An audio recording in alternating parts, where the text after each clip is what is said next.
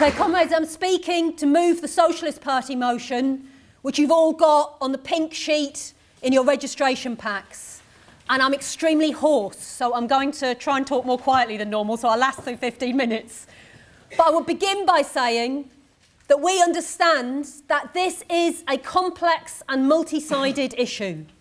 Clearly, Jeremy Corbyn's election and re-election as Labour leader has changed the political landscape as compared to when TUSC was founded in 2010. After all, if you look at why most of us involved in the foundation of TUSC did it, it was because we felt it was vital to enable trade unionist, socialist, community campaigners to stand under a common socialist and anti-austerity banner, and that was because trade unionists, socialists, community campaigners, more broadly, the working class, had been left voiceless by the triumph of New Labour and Blairism. And so, of course, Jeremy Corbyn's victory against the Blairites is of enormous significance. And all socialists should be campaigning to defend him against the attacks of the right wing and to consolidate and extend that victory. In our view, it's clear, though, when you look at the concrete situation facing the workers' movement in Britain today, one important part of that struggle is that in the local elections taking place this May, TUSC should continue to be available as a banner under which anti-austerity activists can stand against pro-austerity, anti-Corbyn Labour councillors. Why? The movement to support Corbyn shows without doubt, and many doubted it, the potential for a mass anti-austerity Socialist Party in Britain today. Hundreds of thousands of people have signed up to the Labour Party in order to defend Jeremy Corbyn, making Labour today, at least on paper, the biggest political party in Western Europe. But we would make a big mistake if we think that those people signed up because of their loyalty to the Labour Party. Many of them are people who'd left the Labour Party in disgust. They signed up in order to defend Jeremy Corbyn because they saw the possibility in the main of an anti-austerity party being formed. If you look at the polling that took place by YouGov during the coup attempt over the summer, there were a whole number of very significant results given. They polled people voting in that leadership election. 54% of people who said they were Corbyn supporters also said that if Corbyn had lost the leadership election and left the Labour Party, they would have gone with him to found a new party. 49% of all trade union voters, affiliated voters, participating in that election said the same thing.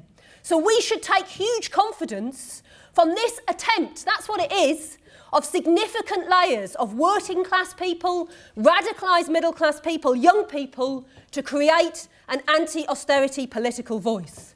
But of course, we're realists. We also look reality in the face. And as Paul made very clear, Labour at this stage is not an anti-austerity political party. On the contrary, it's two parties in one, a potential anti-austerity party in formation around Jeremy Corbyn, and a capitalist party. And the Parliamentary Labour Party, the undemocratic Labour Party machine, the vast majority of Labour councillors, they are part of the capitalist party that still dominates within the Labour machine. You've only got to look at the Stoke Central by-election. We do not buy what the media have said from the beginning, that UKIP have that by-election in the bag. A left Labour candidate fighting on a socialist programme for a workers' internationalist Brexit would be able to win a resounding victory. But of course, we don't have a left candidate. Let's be clear, that leaves a vacuum which UKIP might step into. TUSC, at this stage, in our view, just so I don't set any hairs running, is not able to step into that vacuum in a parliamentary sense by standing in that by-election, but the selection of a right-wing horror, I don't like to swear, but I'm quoting him, he described Brexit as a crock of shit, and he's not been much more polite about Jeremy Corbyn, an avid Owen Smith supporter. That does raise the danger of UKIP managing to win that by-election. But for the right, having their candidate is more important than winning the by-election. And of course, if Labour loses, they won't hesitate to blame Jeremy Corbyn, despite the right-wing character of the candidate. Having spectacularly failed to remove Jeremy Corbyn over the summer, most of the right wing at the moment seem to be reluctantly resigned to staying in place. Not all of them, some of them are resigning as we speak over the Article 50 issue, but of staying in place and constantly working to push Corbyn to the right, to undermine him, to carry out what Tom Watson called in that leaked memo the anaconda strategy, where he said very clearly, every concession by JC will be used to tighten the grip. And that is what they're doing. And they're not just doing it on their own behalf. This is not just about a few Blairites and their careers. This is about the interests of the capitalist class who want Labour to go back to New Labour, who are terrified of the idea of a Jeremy Corbyn-led Labour government, because however modest his programme, it could awaken enthusiasm in the hearts of millions, which could then push him further to the left and even to threaten their system. Anyone who doubts how much the capitalist class still want rid of Corbyn only has to look at the General Secretary election taking place in Unite at the moment. Read the lead editorial in the Financial Times about a union election in which they say it's vital to back Coyne because if McCluskey is replaced, the dynamics of the whole Labour movement would shift. And they make clear what they mean by that is it would give them an opportunity to remove Jeremy Corbyn. That's why, this is not something TUSC can or should take a position on, but in our view, it is absolutely correct to give critical support to McCluskey because this is a battle between the bosses class and the working class effectively taking place in the trade union movement. Now, it's true, of course, that the class struggle takes place on many fronts. The industrial struggle, the anti-racist struggle, and many more. But the battle taking place in the Labour Party is one front in the class struggle at the moment. And it's an important one, potentially, which you could see the development of an anti-austerity workers' party coming out of it. So in our view, we have to do all we can to aid the anti-austerity forces in the Labour Party to defeat the Blairite machine.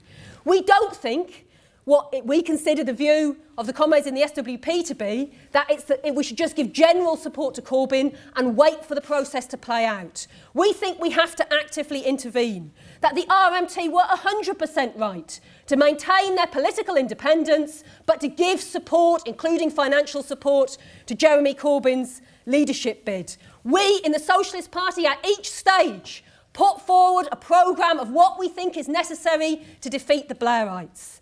That is why 75 of us, expelled from the Labour Party, including myself, applied to join the Labour Party. We did that not because we were expecting Tom Watson and Ian McNicol to say, oh yes, come in. We were expecting them to foam at the mouth just as they did. However, we wanted to make the point that the left should be fighting for the readmittance of all of the expelled socialists, the redemocratisation of the party and the foundation of the Labour Party on a clear anti-austerity basis. Unfortunately, at this stage at national level, it's different in some local areas, but at national level, there is not a preparedness to do that. Now, let's be clear. We don't accept for 1 minute the argument that it isn't possible to transform the Labour Party because of the human material and their weakness, the people who've joined to support Corbyn, that they're not determined enough, that they're at the level of collectivism. That may be true of some. But again, go back to that YouGov survey during the summer. 69% of Corbyn supporters said they supported the immediate introduction of mandatory reselection. At the time of the coup, there was a real determination to transform the Labour Party by democratically removing the Blairites, relieving them of their positions and driving them out of their positions in the Labour Party. Hundreds of thousands would have been prepared to campaign for that. But unfortunately, the message they've been given is compromise with the right and cling on until 2020. Accept the idea that Labour is a broad church, even though what that means is a church where the majority of the Parliamentary Labour Party are on the side of the devil, to put it broadly, on the side of the 1% rather than the 99%.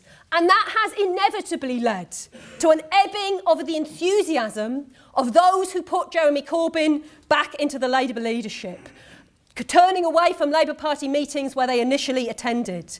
That can change on the basis of future developments, but it's the case at the moment. Look at momentum. The recent membership survey, which was used to justify the undemocratic manoeuvring, showed 20,000 members, 8,000 of whom bothered to reply to the online survey, 3,000 of whom were attending meetings. Now, that's a force you could do something with if it was organised and determined, but it's a very small force compared to the numbers who voted for and supported Jeremy Corbyn. And that is an inevitable consequence of, rather than acting to defend Corbyn and organise against the Blairites, the Momentum leadership seeing themselves as the police of the left, which is in reality the role that they have attempted to play. Now, in this battle for the creation of an anti-austerity, a workers' party, local government is an essential front. Of the 7,000 Labour councillors, we all know only a very few hundred have even given token support to Jeremy Corbyn. It's not for nothing that when Mandelson was looking round desperately for forces around which he could organise the right, then he thought that local councillors were one of the only reliable forces for the right wing, because it's accurate. We all know that councils have seen their budgets cut by 40% and that is only the start. Local government is being destroyed. The Tories are sending us back to the pre-popular era, when councils were entirely reliant on their local funding, and unfortunately Labour councils are implementing it. You know it's bad when you get the Tory leader of Surrey Council, hardly the poorest part of the country, saying that it's impossible to make any more cuts without doing serious harm to vulnerable people. Of course, his solution is a 15% increase in the council tax, and given that I think 100 people nationally have been jailed for being unable to pay their council tax, that would also do harm to vulnerable people.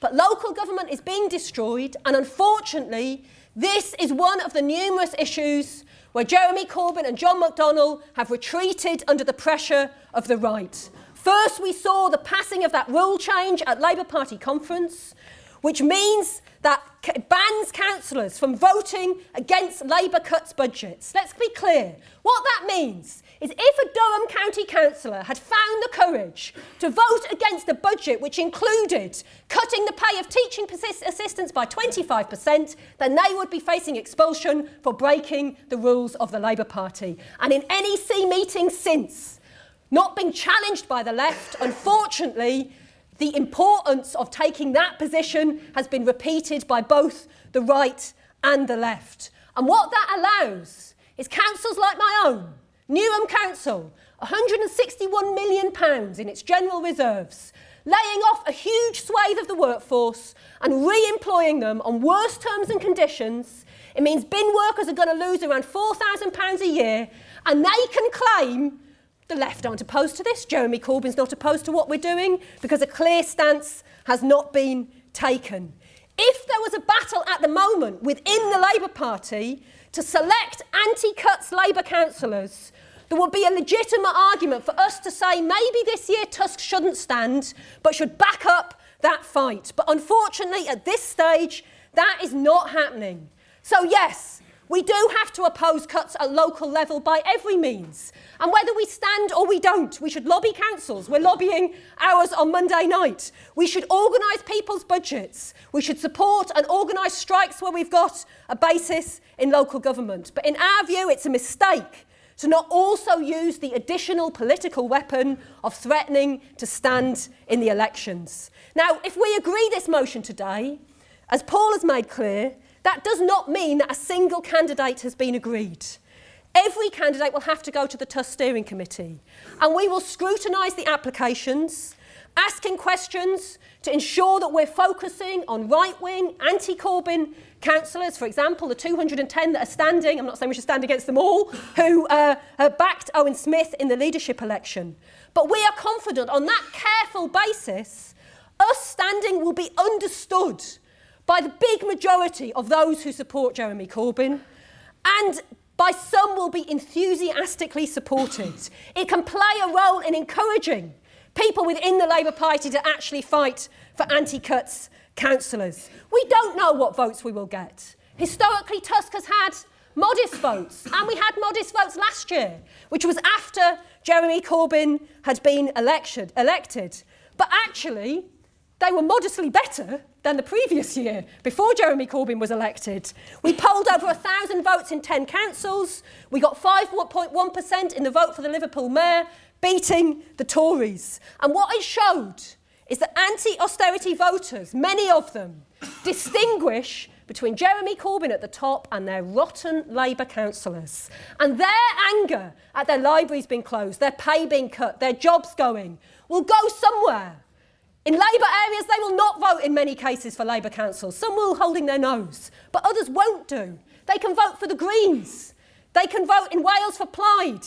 They can even vote for UKIP. And in our view, we have a duty where we can to offer them an opportunity to vote for the Trade Unionist and Socialist coalition. And by doing so, we can aid the development of a mass working class workers' party in this country with a socialist programme from whatever means it arises.